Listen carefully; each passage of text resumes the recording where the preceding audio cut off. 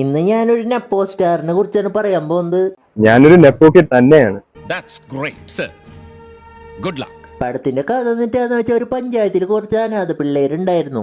എല്ലാ പടത്തിലും അനാഥ പിള്ളേരെ എടുത്ത് വളർത്തി പവറാക്കണ ഒരു ചേച്ചി ഉണ്ടാവില്ലേ, ഈ പടത്തിലെ ചേച്ചി ഈ ചേച്ചിയാണ്. ഈ ചേച്ചി നമ്മുടെ നെപ്പോ സ്റ്റാറിന്റെയും ഗാങ്ങിനും ഒക്കെ എടുത്ത് വളർത്തി വലുതാക്കും ഗൈസ്. പിന്നെ നമ്മുടെ നെപ്പോ സ്റ്റാർക്ക് ഫുട്ബോൾ എന്ന് പറഞ്ഞ ജീവനാണ് ഗൈസ്. ഞാൻ ഒരിക്കലും ആഗ്രഹിച്ചതല്ല, എനിക്ക് ആഗ്രഹപ്രകാരമായിരുന്നെങ്കിൽ ഒരു ഫുട്ബോൾ പ്ലെയർ ആയിക്കൊള്ളായിരുന്നു. ഫുട്ബോൾ മാച്ചിന് പോകാനായിട്ടുള്ള പൈസയ്ക്ക് വേണ്ടി എടുത്തു വളർത്തിയ ചേച്ചിയോട് പഴനിക്ക് പോകാൻ കുറച്ച് പൈസ തരുമെന്ന് കള്ളം പറഞ്ഞിട്ട് ഇവര് ആ പൈസ കൊണ്ട് ഒരു പേട്ട ഫുട്ബോൾ മാച്ചിന് പോവും. കുഞ്ഞു പിള്ളേരുടെ കൂടെ അവര് ഫുട്ബോൾ മാച്ചിന് പോവാ, എന്നിട്ട് അവര് ഇവനെ തോൽപ്പിക്കും. പിന്നെ നമ്മുടെ ഏട്ടന് കണ്ണും കാലിന്റെ വിരല് വരെ അഭിനയിക്കും എന്ന് പറഞ്ഞ മാതിരി നമ്മുടെ നെപ്പോ സ്റ്റാറിന്റെ കണ്ണൊക്കെ അഭിനയിക്കും ഗൈസ്.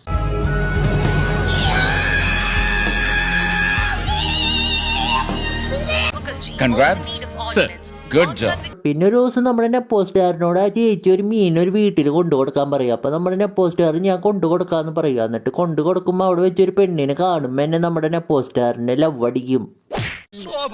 പിന്നെ അവിടെ വെച്ചിട്ട് ആ ക്രഷ് നമ്മുടെ നെപ്പോ സ്റ്റാറിനെ വിളിച്ചിട്ട് ഇങ്ങോട്ട് വരാൻ പറയും. എന്നിട്ട് എനിക്കൊരു ബുക്ക് വേണം, നിങ്ങൾ വാങ്ങി തരുമോന്ന് ചോദിക്കും. അപ്പൊ നമ്മുടെ നെപ്പോ സ്റ്റാർ അതിനെന്താ ഞാൻ വാങ്ങി തരാന്ന് പറയും. എന്നിട്ട് നമ്മുടെ നെപ്പോ സ്റ്റാറിന്റെ സൂപ്പർ ബൈക്കിൽ മൂപ്പര് ആ ബുക്ക് വാങ്ങാനായിട്ട് പോകും.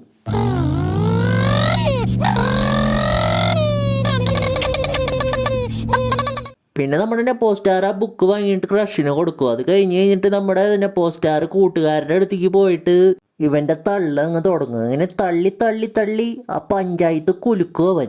ഇവൻ എന്നിട്ട് കൂട്ടുകാരോട് തള്ളും, അവൾ എന്നെ കണ്ടപ്പോ എന്നെ ക്രഷ് അടിച്ചു, അത് കഴിഞ്ഞിട്ട് ഞങ്ങൾ ബൈക്കിൽ റൈഡൊക്കെ പോയി എന്നൊക്കെ പറഞ്ഞിട്ട് തള്ളും.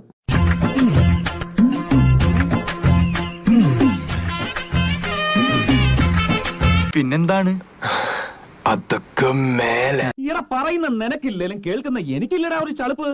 പിന്നെ നമ്മുടെ നെപ്പോ സ്റ്റാറിന്റെ ഒരു സ്മോക്കിംഗ് ഉണ്ട് ഗൈസ്. ഒരുമാതിരി കോലുമിഠായി വായിലിട്ടിട്ട് പുകയ്ക്കണ മാതിരി തോന്നും നമുക്ക് കാണുമ്പോ. അയ്യോ ദാരിദ്ര്യം. പിന്നെ നമ്മുടെ നെപ്പോ സ്റ്റാർ അടുത്ത ദിവസം ക്രഷിന്റെ വീട്ടിലേക്ക് പോകും. അപ്പൊ ക്രഷിന്റെ ചേട്ടൻ അവിടെ ഉണ്ടാവും. ക്രഷിന്റെ ചേട്ടൻ ആ പഞ്ചായത്തിലെ വലിയ ഡോണാണ്. അപ്പൊ ആടെ ഇംപ്രസ് ചെയ്യാൻ വേണ്ടിയിട്ട് ആളുടെ കൂടെ ഒരു കൊട്ടേഷന് കൂടെ പോകും. ഇവൻ അവിടെ വെച്ചൊരു തോക്ക് കാണുമ്പോ ഓടി രക്ഷപ്പെടും. പിന്നെ നമ്മുടെ നെപ്പോ സ്റ്റാർ അവിടെ നിന്ന് ഓടി രക്ഷപ്പെട്ടിട്ട് കൂട്ടുകാരുടെ അടുത്തേക്ക് പോയിട്ട് ഇപ്പൊ കണ്ട സീനിന്റെ തള്ളു വേർഷൻ അവരോട് പറയും.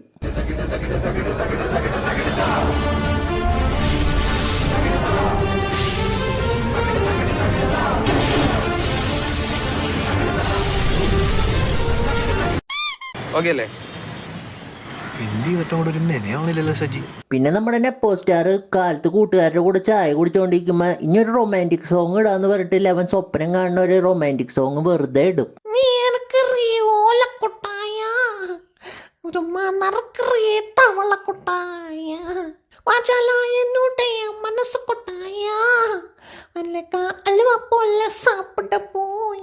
പിന്നെ നമ്മുടെ നെപ്പോ സ്റ്റാറിന്റെ ക്രഷ് അമേരിക്കയ്ക്ക് പോകാൻ തീരുമാനിക്കുകയും കാര്യം നെപ്പോ സ്റ്റാറിന്റെ കൂട്ടുകാരെ അറിയുമ്പോ അവളെ പൊക്കും. ഇവളെ കിഡ്നാപ്പ് ചെയ്ത കാരണം പോലീസുകാർ ഉമ്മാരെ പൊക്കും. എന്തൊക്കെയാടാ പറഞ്ഞു വെച്ചിരിക്കുന്ന നാറി. നിന്നെ ആർക്ക് വേണം? വലിഞ്ഞേറി വന്നേക്കുന്ന അങ്ങനെ എന്റെ കൺമുമ്പിൽ അങ്ങനെ വന്ന് നീ പെട്ടുപോയാൽ നിന്നെ ഞാൻ തുപ്പു. പിന്നെ നമ്മുടെ നെപ്പോ സ്റ്റാർ ആ പഞ്ചായത്തിൽ ഒരു കടയിടും. പിന്നെ ഈ നെപ്പോ സ്റ്റാർ നമ്മുടെ സിനിമയിലെ നായകനായ കാരണം ആ കടയിൽ അങ്ങ് തിരക്ക് കൂടി അങ്ങനെ ഭയങ്കര വിജയാവും ആ കട. പിന്നെ നമ്മുടെ നെപ്പോ സ്റ്റാറിന്റെ കടയിലുള്ള തിരക്ക് കാണുമ്പോൾ ആ പഞ്ചായത്തിലെ ഗുണ്ടകൾക്ക് ചൊറിച്ചിൽ കയറിയിട്ട് ആ കട തല്ലി പൊളിക്കാനായിട്ട് വരും ഗൈസ്. അപ്പൊ നമ്മുടെ നെപ്പോ സ്റ്റാറിനെ ഒക്കെ ഇടിച്ചു കൂട്ടുക ആ ഗുണ്ടകളൊക്കെ. ഈ ഫൈറ്റിന്റെ ഇടയിൽ കൂടെ വുമൻ എംപവർമെന്റ് എന്ന് പറഞ്ഞിട്ട് നെപ്പോ സ്റ്റാറിന്റെ കൂട്ടുകാരന്റെ ഗേൾഫ്രണ്ട് ഇത് വില്ലനെ തല്ലാനായിട്ട് പോകും.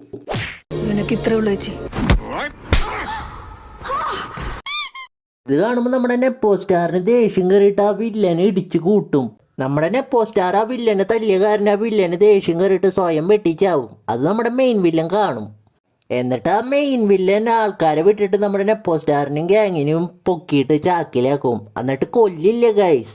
അതെന്തുകൊണ്ടാന്ന് ചോദിച്ചിട്ടുണ്ടെങ്കിൽ ഇത് പേട്ടപ്പടാണ്. അപ്പം അങ്ങനെ ഉണ്ടാവും. പിന്നെ ആ ചേച്ചി പിള്ളേരെ കാണാത്തതുകൊണ്ട് പോലീസുകാരുടെ അടുത്ത് കംപ്ലൈന്റിന് പോകുമ്പോഴാണ് ഒരു ട്വിസ്റ്റ് ഗൈസ്. നമ്മുടെ ചേച്ചി ടെററാണ്. പിന്നെ ഒരു മലങ്കൾട്ട് ഫ്ലാഷ് ബാക്ക് ആണ്. എന്തോ വിപ്ലവം എന്നൊക്കെ പറഞ്ഞിട്ട് എന്തോ അപരാധങ്ങളൊക്കെ കാട്ടി നമ്മളെ വെറുപ്പിക്കും ഗൈസ്. ആ സീൻ എന്തിനാന്ന് പടം കണ്ടിട്ട് പോലും എനിക്ക് മനസ്സിലായില്ല ഇതൊക്കെ.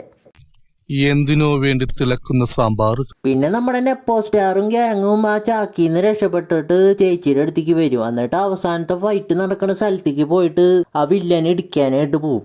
എന്നിട്ട് നമ്മുടെ നെപ്പോ സ്റ്റാർ ആളെ വെട്ടാനായിട്ട് പോകുമ്പോൾ വില്ലന്റെ ഫോണിൽ നിന്ന് ഒരു കോള് വരും ഗൈസ്.